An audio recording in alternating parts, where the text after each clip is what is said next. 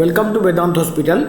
आज किडनी के मरीज के बारे में बताएंगे। किडनी का मरीज प्रायः डॉक्टर के पास जब जाते हैं वो तो उसको ये बताया जाता है कि किडनी आपका सिकुड़ गया है, और ख़ास करके कलकत्ता वगैरह में पेशेंट को इस टाइप से डराया जाता है कि अब तो किडनी सिकुड़ गया है और किडनी अब ठीक ही नहीं हो सकता है, ये बिल्कुल आप यहाँ से जाइए।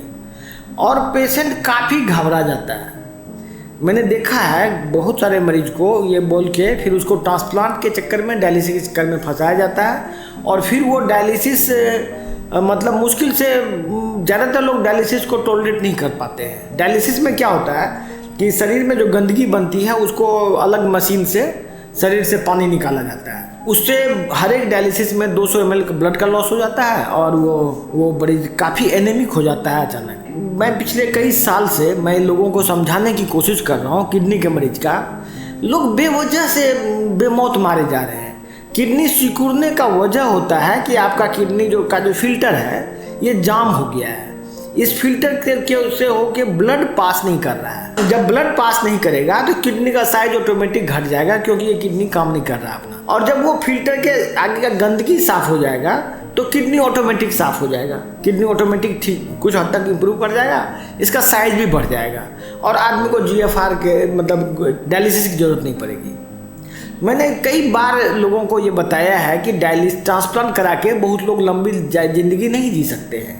ट्रांसप्लांट एक कॉम्प्लिकेटेड प्रोसेस है, पैसा जो भी लगे बहुत ही कम लोग को सफलता मिलती है। आप खुद भी देख रहे हैं कि बहुत बड़े बड़े नेता लोग ट्रांसप्लांट कराते हैं। आप उसको देखिए कि 1 साल में ही उसकी क्या हालत हो जाती है। तो जब बड़े बड़े नेता की विदेश में ट्रांसप्लांट करा के अच्छी हालत नहीं रहती है और उसकी लाइफ 1 साल 1.5 साल के बाद 1-1.5 साल से ज़्यादा नहीं चल पा रही है, तो आप खुद समझिए कि आप एक गरीब आदमी होके आप ज़मीन जायदाद बेच के ट्रांसप्लांट करा भी लेंगे, इसके बाद दवाई का खर्चा ट्रांसप्लांट के बाद का 40-50 हज़ार का होता है, तो आप उसको कैसे मैनेज करेंगे। इसके बाद ट्रांसप्लांट के बाद आपको बार बार ICU जाना पड़ेगा और बहुत तरह का तकलीफ झेलना पड़ेगा। तो वो सब तकलीफ झेलने से क्या फ़ायदा है। उससे फार बेटर उपचार मेटाबॉलिक चिकित्सा है, जिसमें ये गंदगी हटाया जाता है, मरीज की स्थिति बेहतर हो जाती है। इसमें कहीं कोई शंका की बात नहीं है। हजारों लोग इससे लाभान्वित हो गए हैं। मैंने मरीज को देखा है, मरीज की जो व्यथा होती है बयान नहीं किया जा सकता। मरीज इस ढंग से परेशान रहते हैं, पूरे ज़मीन जायदाद बेच के इस तरह से दुखी रहते हैं। मैं आप लोगों को इसी के लिए अवेयरनेस में फैला के बताना चाह रहा हूँ कि आप इस तरह से जो लाचार हैं और इस तरह से जो आप दौड़ रहे हैं PGI चंडीगढ़, CMC बेल्लौर, यहाँ वहाँ, तो ये सब दौड़ने से ही तो बीमारी इलाज नहीं होगा। जो क्वालिफिकेशन पूर्णिया के डॉक्टर का है वही पटना के डॉक्टर का है, वही PGI चंडीगढ़ के डॉक्टर का है। उस टेक्नोलॉजी में, एलोपैथिक टेक्नोलॉजी में ये बीमारी को लाइलाज बताया गया है, और ये बीमारी का इलाज उस टेक्नोलॉजी से नहीं हो सकता है। एलोपैथिक में ही मेटाबॉलिक चिकित्सा पहले हुआ करता था, जिससे किडनी ठीक होता था, किडनी का लंबा जिंदगी चलता था, 25-30 साल लोग जीता था।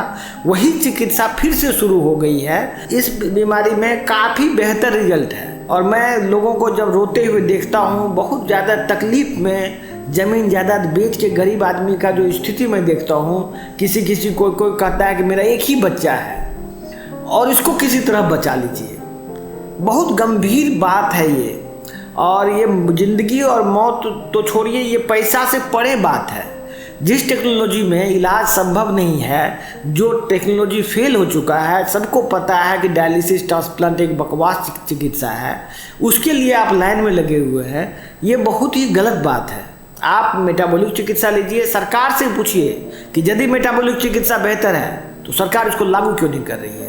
आप मंत्रियों से पूछिए। ये सब क्वेश्चन आप करेंगे तब जाके बात आगे जाएगी। जिन लोगों को हमारे चिकित्सा से फ़ायदा लेना है वो नंबर पर अपॉइंटमेंट लीजिए और हमसे मिलिए। धन्यवाद।